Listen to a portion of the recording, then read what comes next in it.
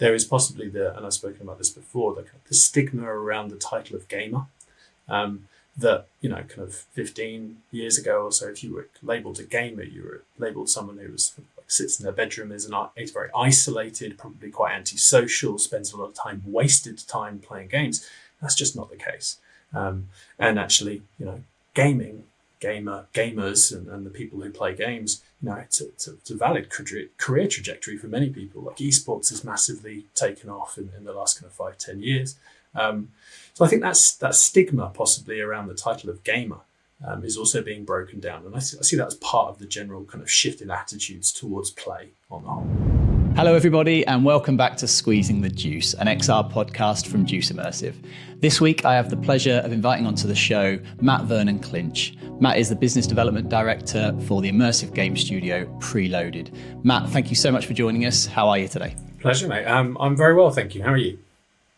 I'm really good, thank you. Really good.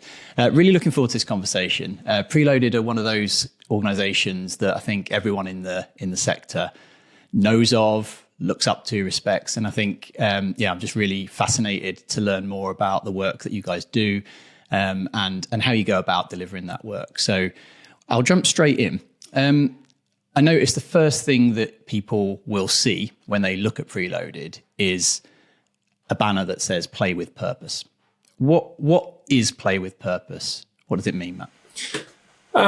It's very simple. I think as an organisation, you said we've been around a while. I think we're formed in 2000, so we're 24 years old now. And play with purpose has been our kind of driving mission for most of our kind of history. Simply put, it's play. We believe passionately in the power of play and as a medium, as a way to communicate, as a way to engage audiences. But I think the thing that we really find exciting is when that play can be used for purpose. And for us, purpose is it's a broad definition, but importantly, it's about delivering something that has real meaning, has real impact behind it. We often think about it as changing the way that people think, feel, or act in the world, as a kind of catalyst for that. So using the power of play and games and everything that's wonderful about play, but using it for really meaningful work, something that possibly transcends pure entertainment or just entertainment and does something more than just entertainment. Fantastic. I'm just going to pop these on to read a quote of yours, actually, Matt. So you, not so long ago, no, don't panic. You said recently, Matt, I'm so jealous of how my kids are going to learn. Can you tell us what you meant by that statement? Yeah, I think that was a LinkedIn post I made related to some work that we did on the launch of UEFN, which was Epic Games' evolution of the Fortnite platform and Fortnite creative. And we built something called Wonders, the Pyramids of Giza, which was a kind of an island, as they're called, Fortnite Island, which was a faithful recreation of the Giza Plateau in ancient Egypt, circa 4th dynasty. Was a kind of a showcase really of the educational potential of platforms like UEFN to engage audiences with educational content, but really engaging and immersive educational content. And I think, in developing that and thinking about how Fortnite players play natively and kind of how we can weave learning into platforms like that, into experiences like that, it really was quite, it was quite stark to me, remembering how I learned in school in formal education and looking at the kind of the tools that are going to be available to my kids. I've got a kind of like nearly 9-year-old and a 6-year-old, and these are going to be readily available to them by the time they get into, kind of the higher ends of junior school and secondary school. And it's just a fantastic change in the mechanisms that we have to engage these audiences and to create that learning and to create that connection to the material that you're learning. I think that's so important as well. It's just kind of wanting to feel like there is a real passion behind it and connecting in different ways as part of that. Kids learn in different ways. And I think, I I was so jealous of it because these are tools I wish I had when I was a kid. Because there were certain things I obviously was pretty good at school, but there were other things where I just I couldn't connect to the subject. I didn't feel I had the kind of the right presentation of whatever the material was. And yeah, seeing this way of engaging and the variety of ways to engage with kids and to help them learn, I think is something I had a lot of jealousy about when I made that post. So yes. It really caught my eye, that post. Out of interest, were you a big gamer as a kid? I think everyone presumes if you work in the space that we do that you were. I for one wasn't particularly. My mum wouldn't let me have a console when all my mates did. But yeah, how about yourself growing up? Yeah, I had some pretty strict parents. I wasn't. I definitely wasn't like a TV in the bedroom with a bunch of consoles type kid. It was much more controlled. It was always in the front room. I think I got a console pretty late. We had personal computers fairly early on. I remember Amstrads and things like that. So yes, I had games to a certain degree. Screen time was pretty controlled for me on the whole. But I do remember fondly the games that I played a lot of. We did a lot of point and click adventure games as a family, which I think is wonderful. That kind of social dynamic of games was something that certainly my parents were pretty keen on. And then in my later years, I definitely got into gaming when I got a bit more autonomy. I was a big Counter-Strike player for a long time. Big Command and Conquer player as well. So there were these kind of key games that I had, but I certainly wasn't like a 24/7 gamer that you often see now. So you just to go back round to the education purpose around some of the work that you guys do, particularly in the Pyramids of Giza example. Is that what some people are starting to call exploration education? Does that represent that concept for you? I think it probably does. It's not a term I've heard particularly, but it's certainly that kind of non-linear discovery of educationally meaningful content as you go through a playful experience, I think is something that I can definitely relate to. Yes, I think it's a wonderful way of kind of placing yourself in a world. We often talk about world building as part of this kind of this facet of kind of types of educationally engaging content, where you build a world and then you provide the autonomy within that world for that player or series of players, because social is such an important part of it as well, to go and explore that world and uncover the learnings within that at their own pace, in their own way. So yeah, I think I can relate to the phrase for sure, exploration education. Yeah, I think autonomous learning is such a powerful means of learning, and particularly for some young people, depending on how they're wired, is the way that they learn. So that kind of leverage of world building platforms such as Fortnite, is that now become a kind of core focus for the work at PRELOADED? You've recently announced excitingly a Lego tie-in as well, I believe, on Fortnite Island. So could you tell us a little bit more about that? I think we love those kind of content creation platforms, playful platforms. I think as a developer, they give us so much ability to connect with massive pre-existing audiences, which I think is hugely exciting. It gives us the tools to be able to build a whole host of different and varied types of experiences. But we also get to lean into the existing play mechanics of those audiences. How are they playing? What are the kind of modalities of play that they're using and exploring? And how can we be inspired by that? Push further, give them additional variety.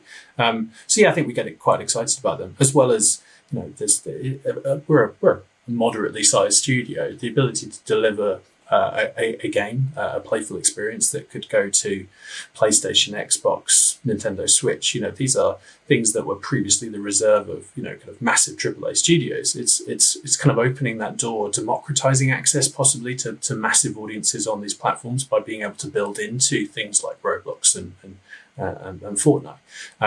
So yeah, we're hugely excited by those. And yeah, you mentioned the Lego stuff. We were lucky enough to be working with Lego to help deliver their first tranche of Fortnite Islands, announced at GDC last month. So tell me a bit about that particular piece. Is that the Cat Island? Cat Island Adventure, yes. Cat Island Adventure. And so what does that offer to players and to young people who engage with that particular experience? It's certainly a different exploration of play in kind of these platforms. It's very much kind of being on an island, nurturing. It's very much focusing on nurturing, building relationship with a cat, providing for it, feeding it, kind of playful interactions with it. It's kind of wonderfully different from what most people possibly perceive of when they think of Fortnite in their mind's eye. A lot of people still default to an assumption that this is a kind of run around shooting people type game. Obviously, that is a huge part of it, but the Fortnite creative side of things offers such a massive diversity in types of play and types of games. There's tycoon games, there's kind of racing games, there's all sorts of different things, and the community there that's been building for honestly far longer than developers like us have been there. Are inspiring with how much they're finding new ways to play, and the kind of, I think that's certainly inspired us in terms of kind of, well, here's an audience that are clearly wanting to play in different ways, and how can we bring some of those different ways to play and those inspirations that the existing community has? How can we bring that, and how can we work through those kind of those interesting game shapes together with the likes of Lego? It's a really massive opportunity for us. Kind of play with purpose for us. A lot of the kind of purpose element can also be finding new ways to play and finding new ways to engage audiences. So, it's exciting for us, certainly. Good stuff. And just to clear it up, Cat Island Adventure is all about cat nurture and care. It doesn't use those other more traditional modalities of violence in No, definitely Fortnite. not. Definitely not. We love the cat. So the cat's called Churro. He's a kind of a well-known Lego cat, and he's there's actually quite a few churros on the island, so you can befriend one of them. It's really fun. I'd recommend go and play it. Amazing. I think we'll probably loop back around to that democratization of development on these types of platforms in later in the podcast. So for now, I just wanted to talk a bit about the organization. So another quote actually from founder Phil Stewart. He wrote a blog back in 2020 in which he stated, "At PRELOADED, we don't think of ourselves as a tech company." I just wanted to ask your view on that. Does that still ring true today? And if not a tech company, kind of what's the story behind that statement? No, 100%, 100%.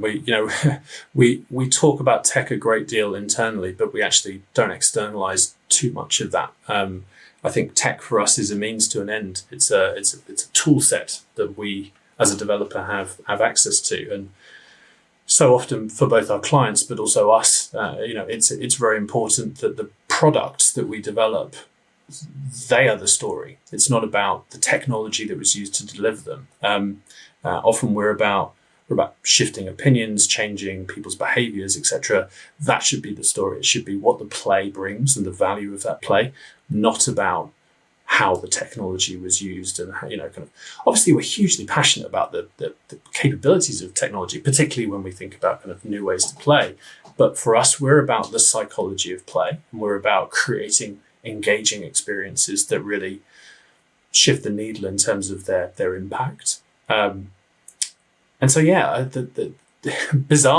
we have a strong innovation stream that runs through our business. Our creative technology director, James, is kind of massively on the cutting edge of looking at what new shifts in technology and what new emerging technologies can bring. We're often exploring those internally, unpacking them, working out what kind of the unique affordances of those technologies, and then working out what the kind of unique play patterns those bring.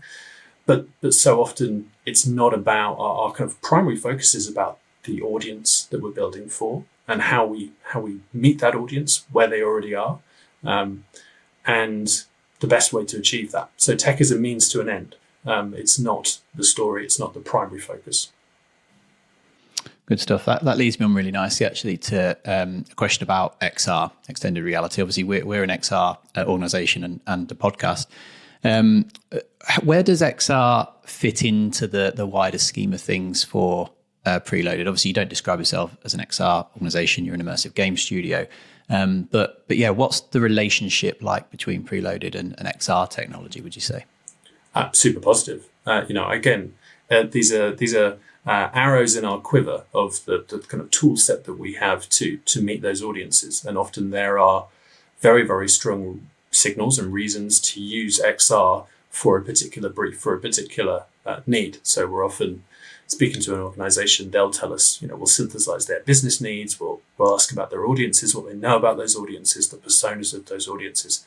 And there's regularly solutions which are, kind of where XR is the right tool for the job. It's going to create a new and very engaging experience. It's going to meet the audience in a way that they are excited by. It's going to kind of create a buzz about it because it's, that's the need. So we love XR technology. I think we're super excited about the direction of travel there generally, and the kind of the play that unlocks. So yeah, we love it. But again, tool to do a job, and it's not always the right solution. But when it is, and you get that VR smile, or you give somebody a mixed XR kind of mixed reality experience, there's you can see the value in that technology for sure. Yeah, I think PRELOADED have been involved in some of the most cutting edge kind of mixed reality experiences. Certainly, I've seen the BBC Natural History one. I think springs to mind. But what do you define as connected play as opposed to XR? I've sort of seen how on the website the studio kind of categorizes its projects, and yeah, I'm presuming there's a lot of crossover, but what would you define as connected play in a piece of work as opposed to maybe an XR piece? Yeah, I think connected play, so we're strong advocates of the blending of physical play and digital play.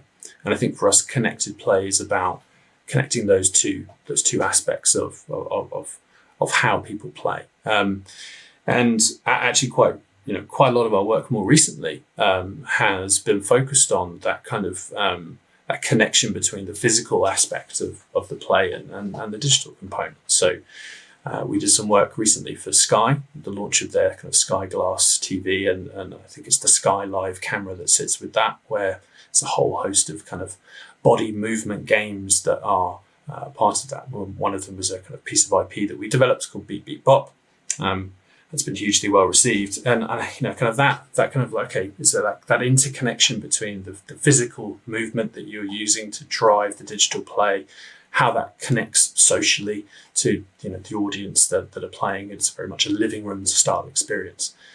So that all the way up to kind of like Toka Social, where we're developing with the wonderful team at Toka all of the kind of the games and the interfaces for, again, kind of like ball-based. It's a football experience kind of centered around the O2. I think they're about to launch another one in, let's say, Birmingham.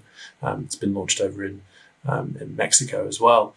And an amazing kind of destination experience where you're going to and you're hiring these booths with friends and kind of playing these digital games, but in a very physical way, where you're returning a football that's kind of launched at you and scoring, and it's very competitive. And it's kind of, I think connected play for us is very much that. It's kind of how do we retain the physical elements and how do they enhance the digital experience, and how are we using digital within kind of more traditional modes of physical play, and how is that enhancing that physical play as well. I think we love that kind of that interplay. It seems to be something that is I think really exciting for a lot of people because it's very low threshold. It feels easy to get into. It feels like I know how to move my body, I know how to kick a ball, and therefore I know half of how I'm playing this game already. That's it's a wonderful way to ease people in really gently and just make sure that they feel comfortable in that experience. They feel in control. Love that. I know that kind of destination work and digital experiences in destinations, physical destinations, is a big passion of yours personally. Can you talk a little bit more about that? You I think it's quite an exciting time, isn't it, to be working in this space as kind of big traditional leisure destinations start to take seriously the potential of digital and XR and connected play experiences, for example. Yeah, it's an area that we as PRELOADED have had a massive pedigree, and I think so much of our early work was destination experiences for, kind of arts and culture organizations, lots of museums, lots of art galleries, lots of kind of digital installations there, lots of screen-based interfaces, lots of touch-based interfaces in institutions like that. And I think that has just steadily grown in momentum. Post-COVID now, we've seen the kind of like the need for people to get back out to these kind of destination-based experiences. And I think now we have so many tools at our disposal to create really interesting, low threshold, again, kind of ways of people interfacing with those. We have passive hand tracking. We have kind of the ability to track body movement. These are all interesting things that we can use in our kind of like technical toolkit to create even more compelling out of home experiences, I suppose.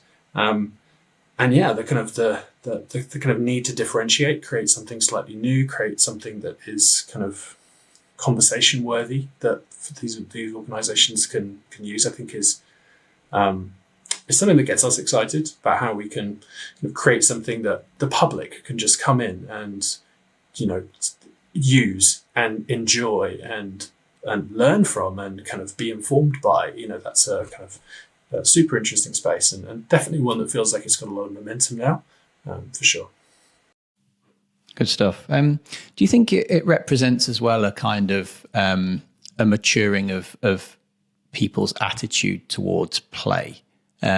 Whereas perhaps in the past there's been maybe stigma attached to it, for example. Yeah, what's your view on the world's relationship with play now?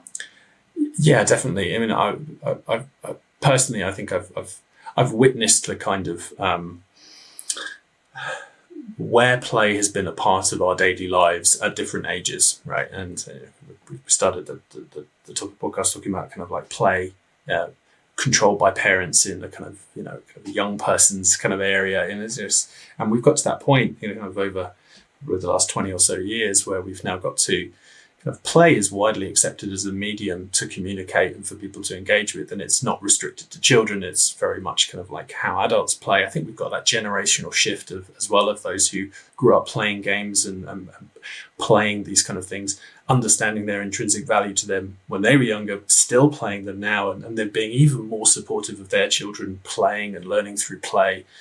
It's very rare, certainly in the UK, to find a kind of a school curriculum for younger children that doesn't include learning through play as a kind of core facet of their curriculum. But increasingly, play is perceived as this kind of actually really powerful tool and a great way to engage people. So yeah, there's definitely a kind of a maturing of that and a shift in sentiment possibly towards play being a very productive use of time. There's a lot more articles that you'll see now about the power of games and the power of games to help build strategic thinking and kind of like resource management and all these kind of things that we just took for granted. And now I think there's a lot more understanding about how impactful play generally can be. And I love that. I love that because I think, kind of passionate about how play can be transformative. And if people are also bought into the idea of play, that's an even easier kind of on-ramp to accepting how play can be transformative to their organization.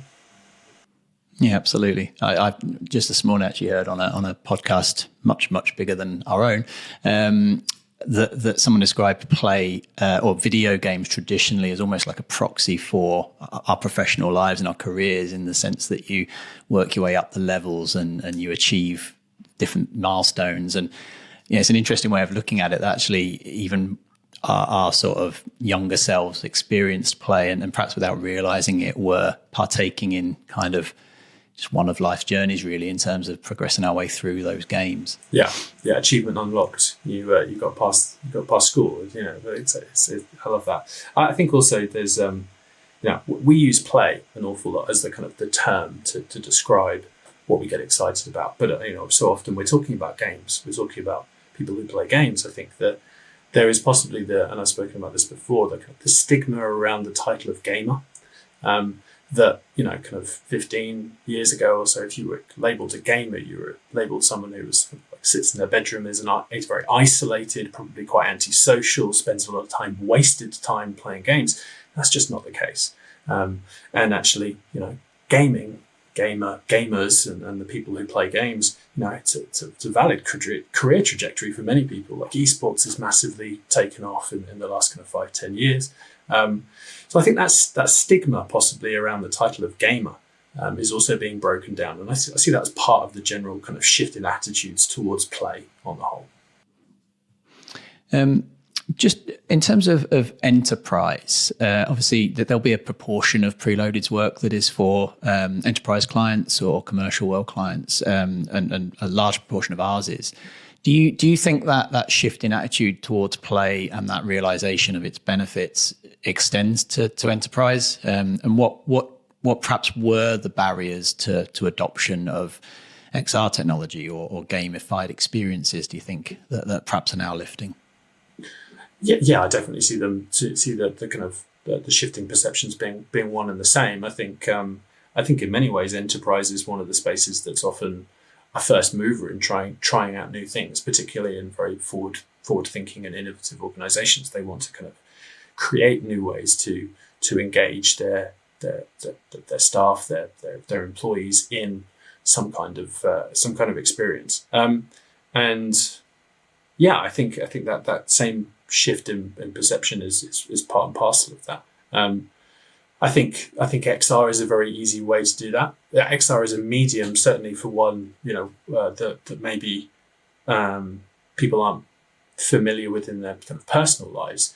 It's an interesting, innovative way to kind of engage. It already feels playful in that you're learning a whole new set of kind of interfaces and languages, and the experiences that you have there, provided they're designed to be native to that kind of hardware, so that they're using the affordances of that hardware, they already feel like a step change in the kind of way that you've been used to being engaged in a kind of an enterprise setting. So yes, I see that being a huge potential. And the kind of like, when I think about the work that we have done in the enterprise space, we did some work that was helping a kind of major car company help their kind of salespeople and their staff internally generally kind of learn more about the products they were selling more deeply.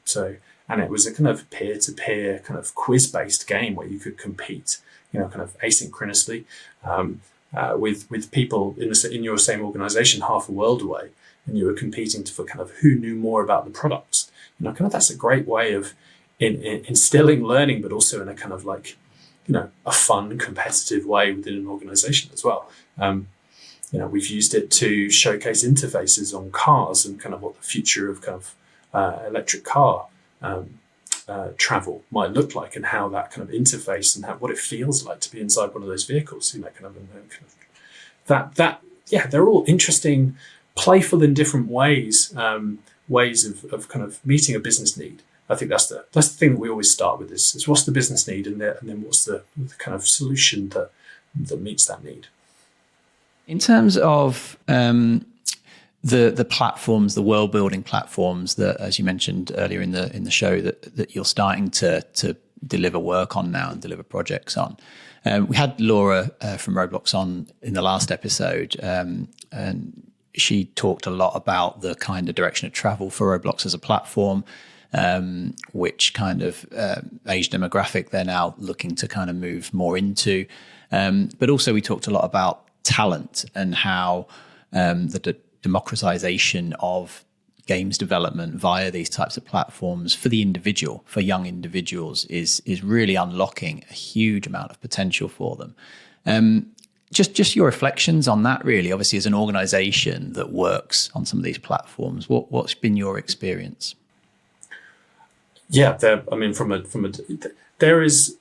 certainly an easy way to get into them, and they're fairly low barrier in terms of learning curves and kind of expertise. There's obviously, and always will be, a mastery to them. There's a depth that you can go to. You look at UEFN, you have a bunch of pre-made devices that allow you to kind of build the interfaces of your worlds, but you also have Verse, and you have the ability to build your own devices, and that's an entirely different computing language, which is incredibly powerful. So there's that ability with Roblox. You've still got Lua code and everything that goes into there. So yeah, they create a much lower barrier to entry to get in, but they still provide the level of like expertise, I suppose, and ability to lean in really deeply and build some quite complex systems within there. I mean, from a talent perspective, that's really interesting to us. I talked earlier about being super inspired by what the kind of communities that exist in these platforms already are building, and that extends across to Roblox as well. There's some amazingly interesting game shapes that are coming out of those. I think where we get very inspired is by what the future generation of talent looks like from a game design perspective. We put so much onus on intuitive, intelligent design of the games that we build, and I think we're very audience-led in how we do that. So it's not a technical task so much as it is a kind of a design-based one. We have deep technical expertise, but I certainly see the ability to think about how an audience will engage in something and how they design something as being like a major component of that. So yeah, I think I get excited about what the future of design looks like in these platforms, but I also think that there's still going to be a level of technical expertise that can really shine in these platforms as well. So yeah, more content is good for everybody, right? Lowering the barrier to entry, having more ways to play, more variety, we always see that as beneficial generally. I want to come on to safety, which is a topic that yourself, Laura, and I were recently talking on an NSPCC event. But just before I do, because you touched on it there, what's important to Preloaded in the development process? Obviously, safety would be one of those issues that we'll come on to talk about. But what else is critical as far as your studio is concerned when designing and developing an experience? So our practice principles, I suppose, are designing responsibly, which you've just talked about there, and is kind of creating healthy play patterns for audiences, understanding the audience that we're talking to, and kind of any safeguarding provisions that need to be placed for them. So that's kind of pillar one. Pillar two is very much designing with context. For us, we like to know where play is happening in people's lives and people's journeys of an experience. So what's happening before the play? What's happening after the play? What are players doing during the play? That context of where it sits in the wider vision is really important for us, because play is never just created in isolation on an island. It is always part of a user journey. There's a kind of like, there's always a pre, there's always a post, there's always what's happening during. And I think so designing with context in mind is the second big pillar. And the last one is designing for impact. Like how are we doing something worthy with the play that we're giving that audience? What are we changing in terms of their opinions? So those are our kind of practice principles as a whole. And then specifically within design, we are always thinking about low threshold, wide walls, high ceilings. Low threshold is about ease of access, ease of getting into the play and the experience, making that as streamlined and as easy as possible, not creating massive barriers to even get to the play in the first place. That's kind of really important. Wide walls is really a recognition of the fact that there are many different types of people who play in many different ways. And we want to create something that is as applicable and for many different types of people and many types of different play. So many people have different ways that they want to engage with something, different ways they want to play the game. So trying to create wide walls experiences is kind of part and parcel of that as well. And then high ceilings, we want something that's very low barrier to entry. People can get in and play very early on, but we also want to create something that stands the test of time and kind of can be something that people can play regularly over a long period of time. And that there's scope for mastery, and that's kind of the high ceilings component to that. So those are kind of from a design principles kind of way how we think. So yeah.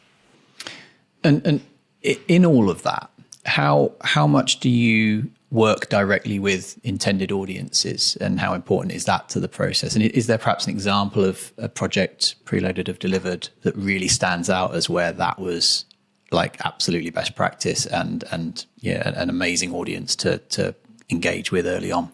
Yeah, I mean, I'd say critical.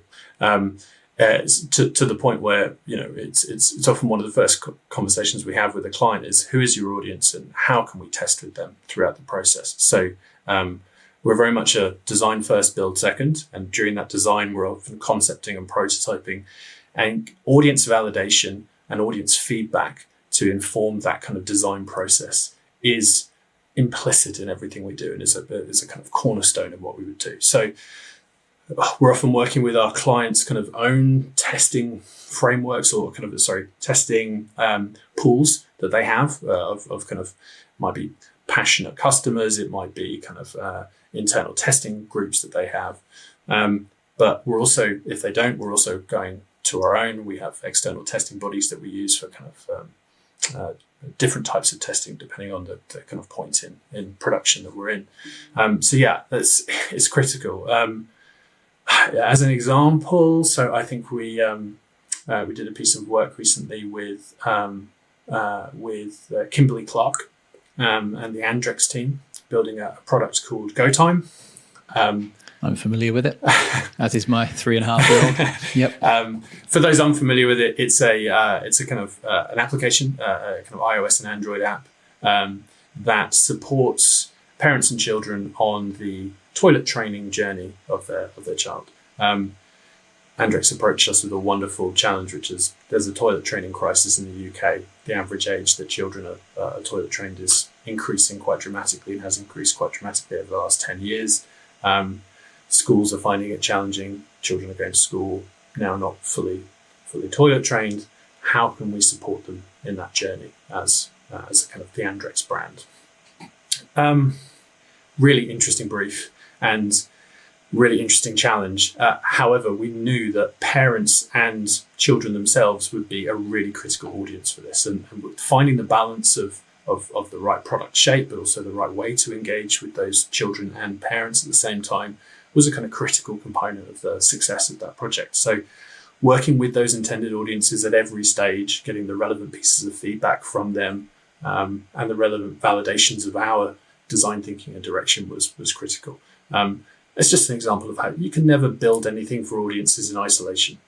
You can, but it's very difficult to then know that that's going to be successful. You get much more positive signals throughout the journey if you are building with that audience. We often kind of call it co-design, obviously with the client and the subject matter expert themselves, but also with the audience, and kind of folding all of those components together as part of the design process. Great stuff. Yeah, I'm a massive fan of that particular piece of work. John, our producer, has been nodding along here as well, because he and I are both in the potty training journey. Well, our offspring are obviously. You are too. I think that's. I am too. Yeah. Well, you know, if you can't sit with them, then you're not doing it right. I think the point is that for a lot of people, they may not necessarily acknowledge that is indeed a problem. But you know, I found out this morning which infant school my daughter's going to go to in a few short months' time, and we still haven't cracked it. But the experience, the digital app and the game inside of that has really kind of, at the very least, got her to be distracted in a positive way from let's face it, the very real big ask of doing something that your body's never done before in your short life. So just a huge personal sort of fanboy moment really for that particular app. Again, probably not the sexiest project PRELOADED have ever done, but a very, very important one nonetheless. I mean, I think it's sexy in terms of like play with purpose. It's a perfect kind of example of that kind of those really purposeful products that we build. I think the product mindset's really important for us as well. You know, we don't try and see these things as projects. We try and see them as products that we launch and have a shelf life, and that's kind of perfect example of something where it's growing with its audiences on that journey. We launched with kind of initial chapter, which was about kind of at home.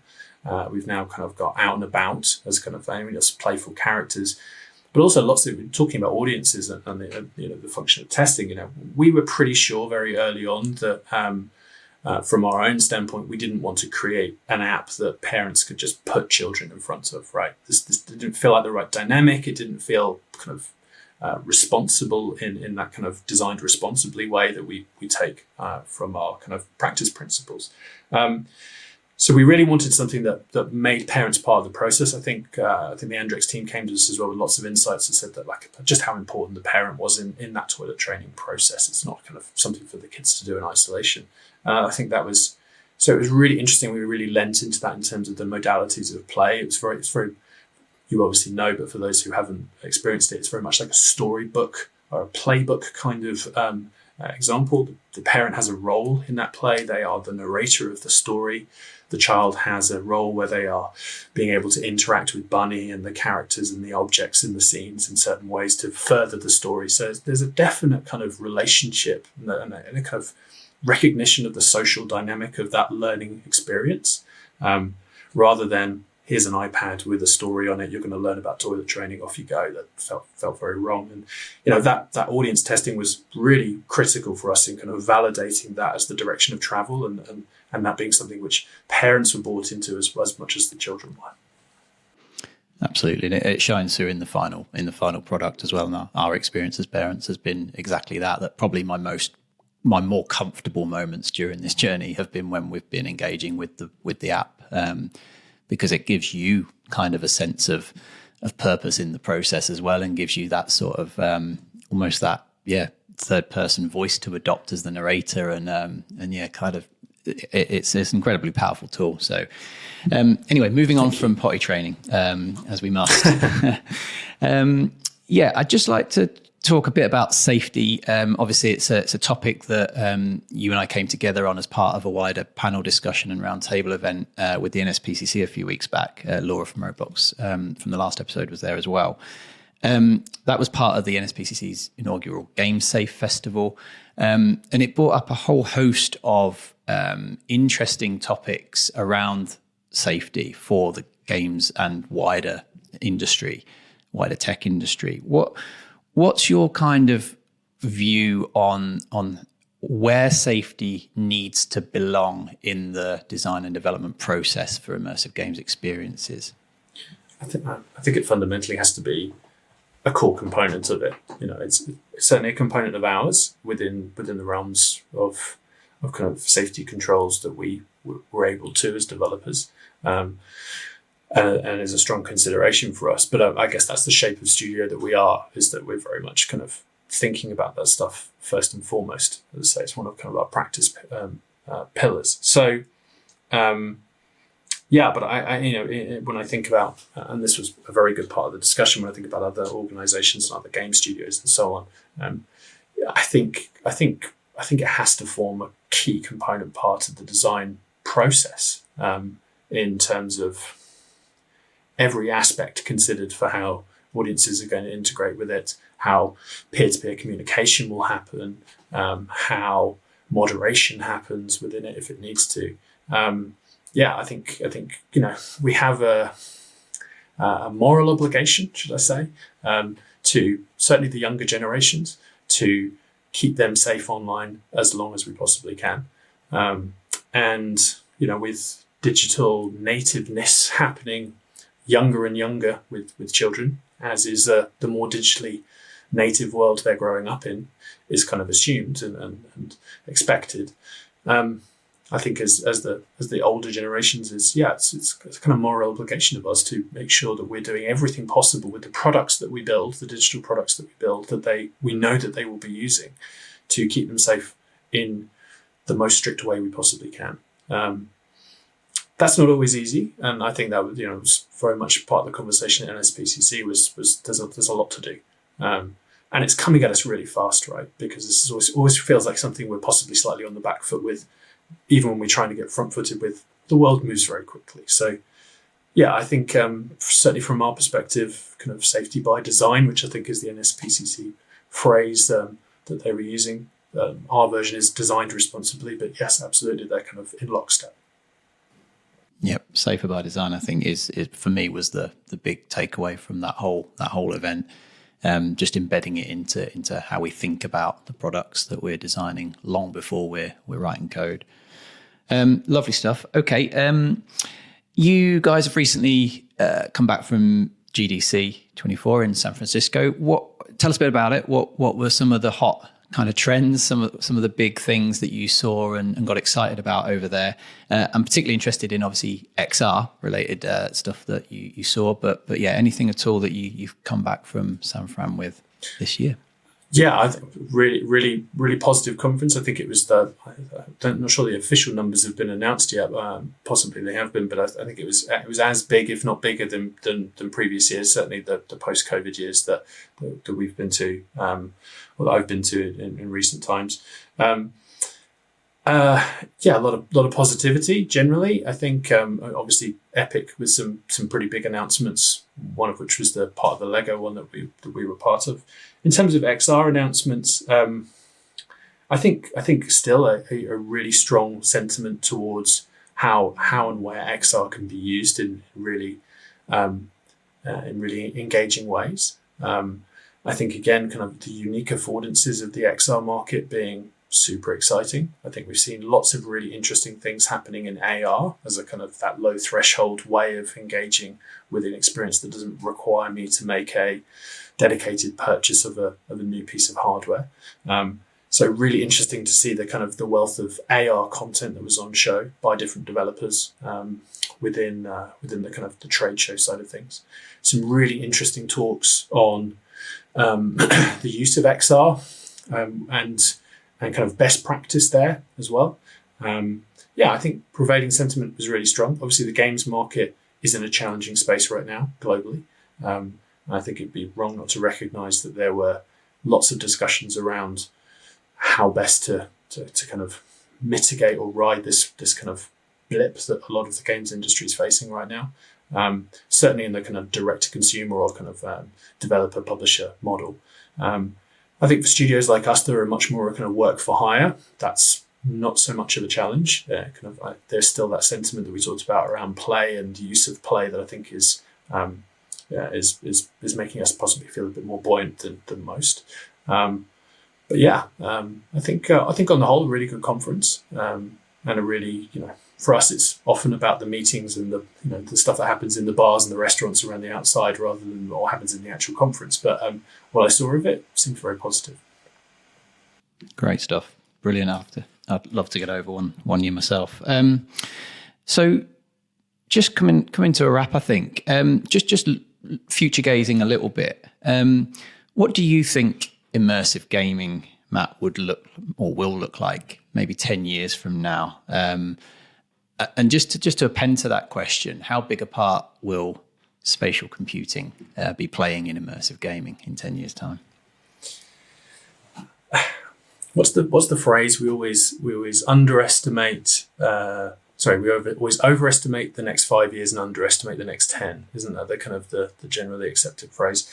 So I think whatever I think about 10 years in the future is probably going to be significantly more advanced than it actually is.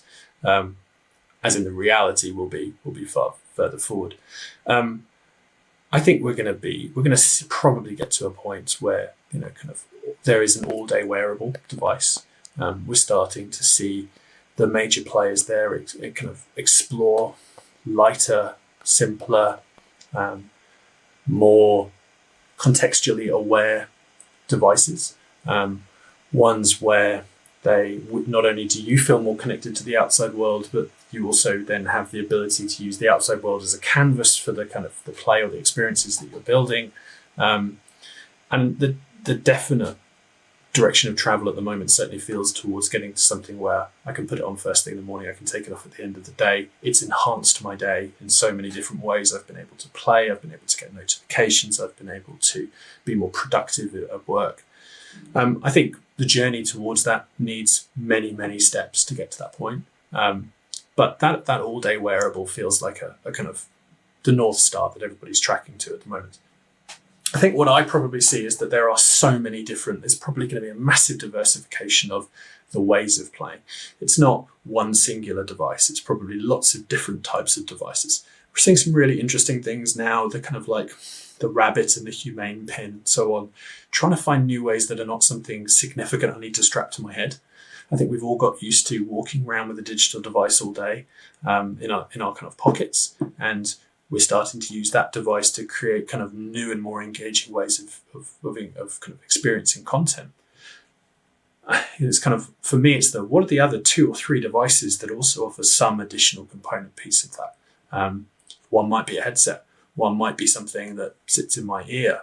Seeing some really interesting stuff with loop bands and so on at the moment as well. Lots of kind of different form factors, I suppose, of kind of these immersive devices. XR devices, if you want to call them that, just kind of interesting definition, conversation there around where the edges of XR are. But yeah, I think from a content perspective, play being more directly an intrinsic part of people's lives, I'd certainly love to see that. I think that's certainly where we see a vision of kind of play being used more thoroughly and more deeply, certainly for more purposeful reasons as well, not just as a distraction, but as something which we fundamentally improve ourselves through. Love to see that as well. So it's going to be an exciting journey, right? It already is. I think it just begs one other question, I think, which was, I think in all of the kind of future gazing that we do as an industry and a lot of the convergence that's happening and Apple taking the wheel around spatial computing and taking us on that very exciting journey. Where does it leave VR? VR seems to have taken a bit of a battering in recent times, but I'm just interested in your personal view, really, Matt. Are you a fan of VR? You mentioned the VR smile earlier. Do you remember when you probably first gave a VR smile, what that experience was? What's your perspective on VR? Yeah, I did some work for a studio a long time ago. I think it was back in like 2014, 2015, and we were doing work on a DK1. And yeah, I first saw the kind of the VR smile, the kind of that, I suppose that not only the newness of the experience, but also the like completely different type of content that you were able to deliver at that point. I still think VR has a huge place. I think we've seen the kind of, we had obviously the devices that were more a kind of true AR, true MR, depends what your kind of definition is, but they kind of use the view of the natural world and try and layer in digital content in a kind of transparent medium in between, the kind of the HoloLenses and the Magic Leaps of the world. Definitely feel like that technology is a good way away, but it's certainly the kind of I think the gold star in terms of what everyone would like. We've certainly seen the kind of the recent gamut of headsets that have come out being more akin to using the camera system and giving you a view of cameras that give you that kind of view of your natural world. That feels like it's definitely priming us for something where we can have that view of the natural world. However, what that also gives you is the ability to have a mixed reality device that gives me this view of the outside world. But when I choose to, when it makes sense to turn that off and to have more of a kind of traditional VR experience, I suppose, where we're more isolated in our experience, we're more transported to an entirely new world that we inhabit.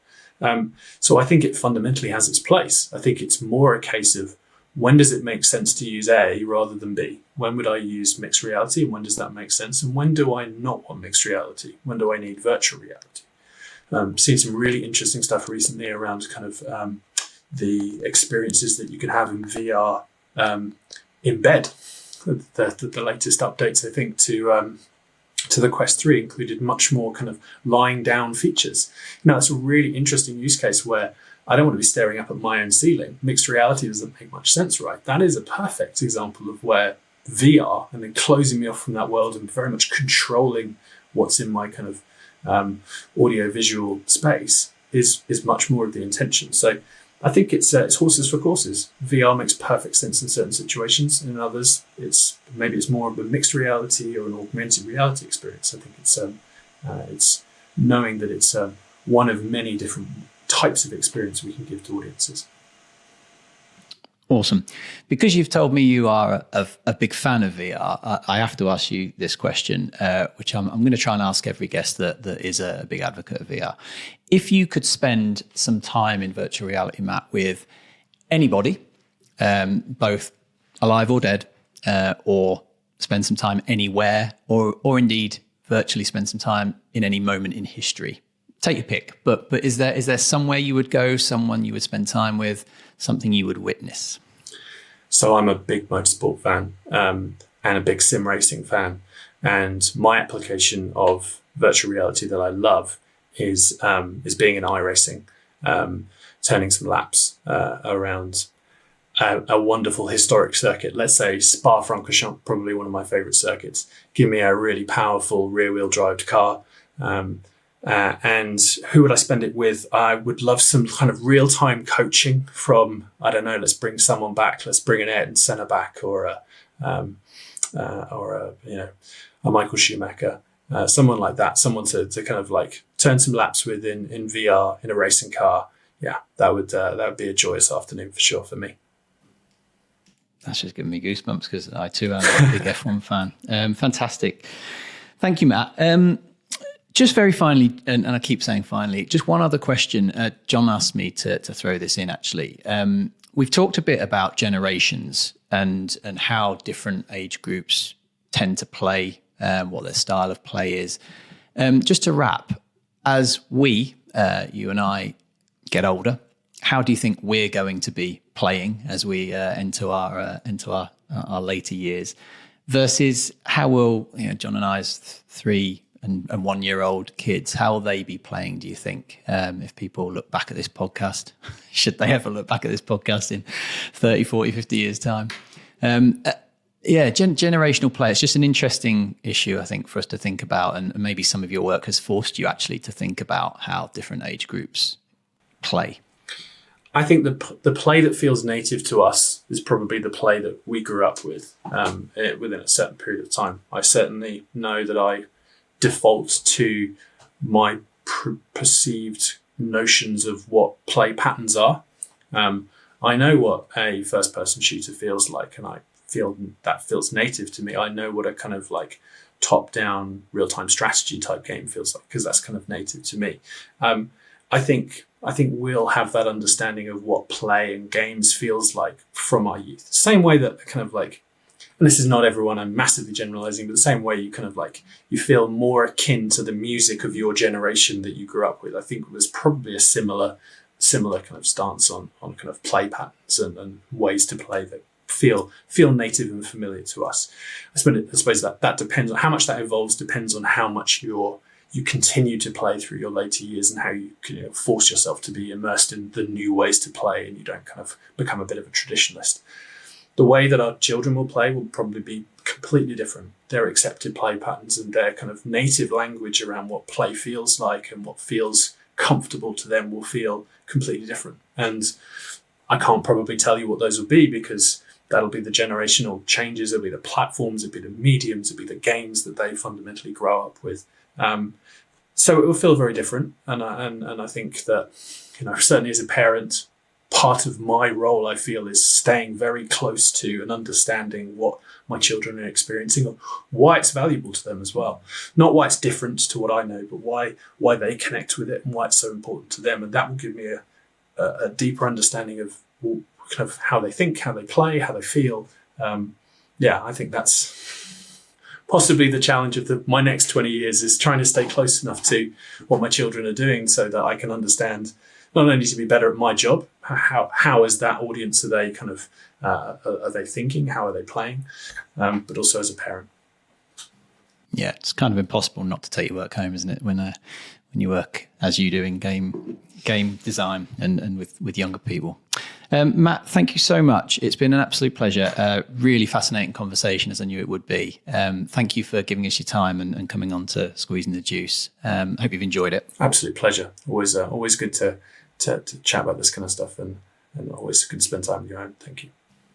Brilliant. No, thanks, Matt, and you're welcome back on in the future. So, Matt Vernon Clinch, Business Development Director at PRELOADED. Thank you, and see you again soon. See you soon. Thank you for joining us for this episode of Squeezing the Juice. I hope you enjoyed the show.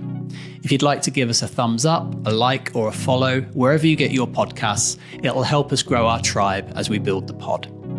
I look forward to welcoming you back soon when we'll be squeezing the juice with another guest from the world of XR. Until then, take care.